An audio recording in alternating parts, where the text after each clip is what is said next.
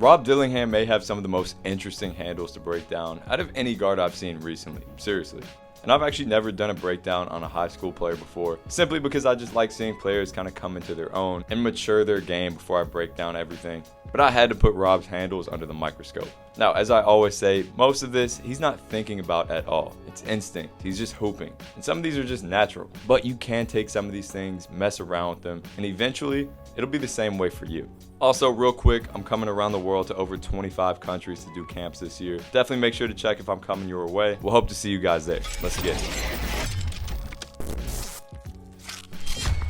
So first off, I want to cover something important, his intention, the goal that he's playing with. And it seems like it's all to get somewhere. Even though he can be quote unquote flashy and is a crazy fun player to watch, it doesn't seem like his intentions are to just dribble. Anything he's doing it as a means to get somewhere. So if he can keep it simple, he will. I mean, shit, you can see on his face how hard he's driving to get to that spot. If he gets cut off, it's just an instinct to make that change of direction back the other way. But then he's still playing off a reaction. He doesn't have a one-track mindset. And when you have as much skill and options as he does, then of course it'll get a little bit crazy. And these low-key speed changes help him a lot here. Sometimes he won't get that step at first. He won't get past his defender. But he'll use what I call kind of a twitchy speed change, where it's literally just a millisecond to get that defender to slow down, and from there it's wraps. And actually, let's run a couple of these clips back and dive in deeper. Number one, watch the off arm here. He makes sure it's active because if he's going to slow down, there's probably going to be a bit of an off arm battle.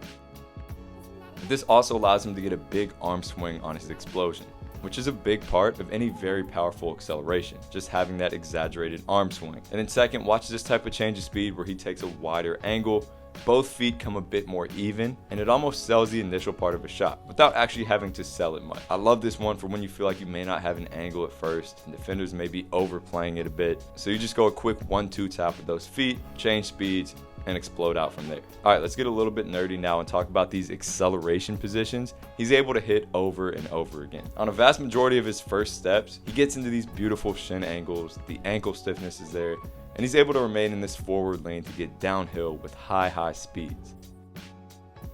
And this can be out of even weird starts like this. And I'd honestly say a lot of this comes down to his footwork. Taking manageable length steps so that second step is in the perfect position to push backwards and therefore project him forwards. And one interesting thing he does often with his footwork is quickly taking both feet off of the ground. This allows him to hit the ground with options, but also reposition his feet quickly in the air to get the perfect position to explode from. Again, literally just a millisecond, but it makes all the difference. So it's not just his control of the basketball, he's an amazing mover too. And while we're on the topic of first step, notice how well he goes from relaxed to fast. It's like he just turns something on and he's able to get from 0 to 60 in an unbelievably short amount of time. Constantly alternating speeds and heights is so hard to guard. I also want you to pay attention to how he uses his eyes. Even if defenders aren't looking at this directly, they see it and they use it as what we call a perceptual cue to decide how to defend you. So if you're deliberately using your eyes to look off defenders, look in the opposite direction, sell a move by looking at the rim, whatever, it's a dangerous tool that not many players use as much as they could, but Rob definitely does. Now, in terms of a few things he tends to use often, one is just being very rotational with his dribble. Like here, he starts off facing one way, rotates, then faces this way, and then rotates into almost a full spin out of there. So he's constantly rotating, even if it's not a standard spin move, which seems to throw defenders off big time. Next is the delayed explosion, where he gets into a slow between, and then after that ball gets to the other hand, explodes, which is deadly.